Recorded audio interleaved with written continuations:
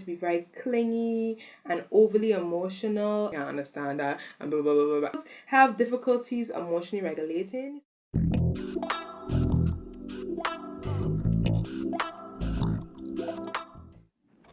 Hello, welcome to my channel. If you are new here, my name is Najari Skeet, and today this is the first video in the series all about being the better version of you.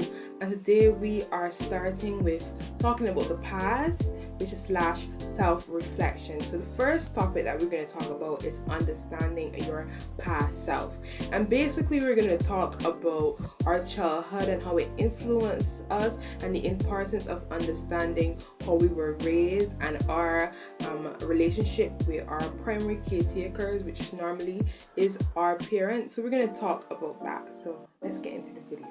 In our early stages of life, we are at our most vulnerable and impressionable stage, and we absorb everything that is in our environment, and that can be values, behaviors, beliefs that we get from our family because of their being in our immediate surroundings. And for me personally, I was raised in a very Christian household, and because of that, a lot of my values, my beliefs, and even the way I carry or how I dress is because of that influence I had in my childhood. Okay, like listen. In my family, we have a tendency, like if an issue happens, then we repeat it, talk to ourselves basically, and repeating the incident and say like, I can't understand that, and blah, blah, blah, blah, blah, going all down the road. And so I picked that up. So when something is troubling me, I will talk to you, and then I will be walking on my way, and I will go through the same blah, blah, blah, blah, blah, blah. And I vex, and I still holding on to that. So that's something that I inherited from my family. So take a moment and think about your own upbringing, and think about what are some behaviors or values or beliefs that you inherited from your family. In the description box, and you will get all the journal prompts and even some exercises that I talk about in this session. So if you don't want to pause the video, you can always go in the description box and get all the information. Attachment is a fundamental part of human development, and it plays a big role in how we in our relationships, in how we handle our emotions and our behaviors. And understanding our attachments can help us understand why we connect the way we do and who we relate to, right?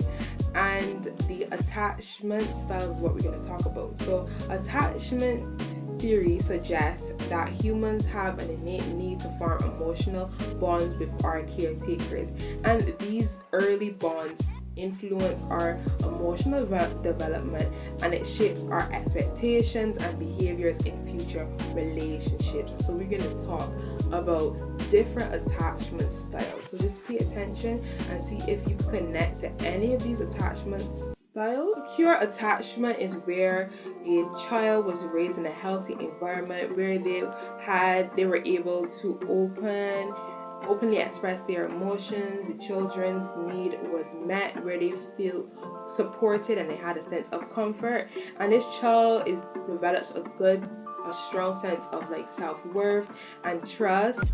And when they grow up in this environment, they are able as adults to have be comfortable with intimacy and also being independent, and they can express their emotions openly and be also receptive to their partner's needs. Anxious attachment styles where a child may need constant reassurance, constant validation from others, and they can be seen when they get older to be very clingy and overly emotional, and may struggle with trust issues. The next attachment style is avoidant dismissive attachment, and these people keep emotional distance from others, and they may be uncomfortable with emotional intimacy, and they may value their independence and being self-sufficient, and they can often downplay their emotions and the importance of close relationships.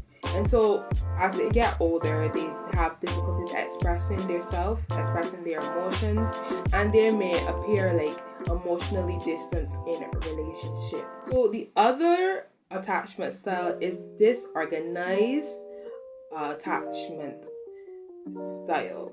So they have like a mixture of both anxious and avoidant tendencies, and their behavior can be inconsistent, and they could have been in an environment where they would have approached their caretakers for comfort, and then they would suddenly withdraw. And this can be a result of living in an environment, having a relationship with their caretakers where it is inconsistent expressions of like love and care, and they can have a traumatic experience with their caretakers. So as adults, these people with these attachment styles have difficulties emotionally regulating, so you may feel like a push and pull type thing there, and it's difficult for them to form stable relationships and may have unresolved trauma from their past.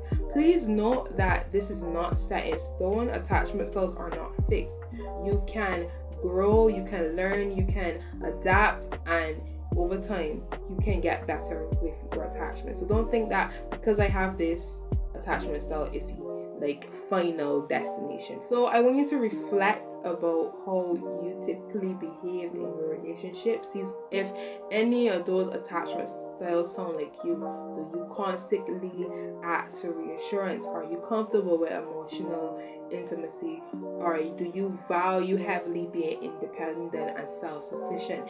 And just ask yourself those questions and see if you are inconsistent with your behavior. Do you have like a disorganized attachment style? So that is the activity for this video.